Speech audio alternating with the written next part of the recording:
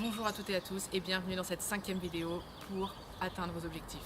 Vous avez listé vos actions, votre carnet n'en finit pas, il y a des listes partout et vous vous posez qu'une question. Quand est-ce qu'on passe à l'action? Alors je donne cette question parce que c'est vraiment une question qu'on m'a posée. Donc ce que je vous recommande à la rigueur, prenez une à deux actions que vous vous êtes notées et focalisez-vous sur celle-ci. Donc il faut savoir que pour changer une habitude, il faut 21 jours, donc soyez patient et surtout restez focus. Parallèlement à cette dynamique, j'aimerais qu'on travaille sur les croyances et les peurs associées à votre objectif. Par exemple, moi, si je prends l'objectif finance, en fait, il y a quelque chose qui m'a pendant des années assez déroutée, c'est qu'avant, quand j'étais étudiante, quand j'avais un salaire, enfin on va dire un petit salaire ou des petits salaires par-ci par-là, j'arrivais totalement à gérer mon argent. Sauf que plus j'ai gagné en salaire, plus mon salaire a augmenté et plus c'est parti en freestyle. Et j'ai jamais compris, c'est-à-dire pour moi il y avait une vraie contradiction. Je me disais mais comment ça se fait que là maintenant j'arrive pas à gérer mon argent alors qu'avant j'avais pas trop de soucis. Et il y a quelques mois j'ai fait un exercice sur justement sur les croyances.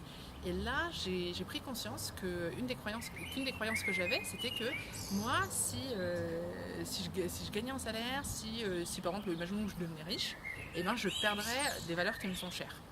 Donc le fait d'avoir cette croyance, moi, ça m'a tout de suite percuté. Et là, j'ai compris toute la logique de mes comportements. C'est-à-dire que même si je trouvais ça contradictoire, en fait, il y avait une vraie cohérence et il y avait une vraie logique entre mes actions qui étaient quelque part de me retrouver toujours en galère d'argent et justement cette croyance qui me permettait, c'est comme si pour moi il y avait quelque chose de réconfortant du fait de ne pas avoir d'argent. Donc voilà, donc ça c'est pour vous donner un exemple. Maintenant, les croyances ça peut être aussi, mais je n'ai pas le temps. C'est-à-dire qu'il y a des fois en fait on a un objectif qui nous tient à cœur et il y a des actions, ça peut être des petites actions qui vont prendre parfois 5 minutes, mais en fait on va juste se dire mais j'ai pas le temps. Donc moi ce que je vous recommande c'est sur des actions où vous avez l'impression de ne pas avoir le temps, déjà prenez un chrono et calculez combien de temps vous avez besoin pour mettre en place cette action là. Imaginons qu'elle prend 5 minutes. Maintenant il faut s'interroger, c'est-à-dire que si vous avez une action qui vous prend 5 minutes par jour et que vous vous dites je n'ai pas le temps, c'est-à-dire que quelle est la priorité que vous allez donner à cet objectif là? Qu'est-ce qui fait que vous avez ce blocage là? D'accord? Donc c'est pour vous donner des exemples.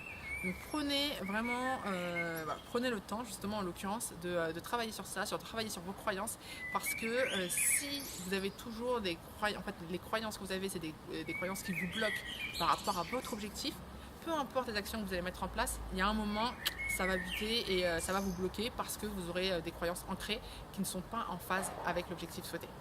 Ok, bon, en tout cas j'espère que vous avez apprécié cette vidéo. N'hésitez pas à vous abonner à la chaîne si ce n'est pas le cas, à en parler autour de vous, à partager et moi je vous dis à très vite pour une prochaine. Ciao.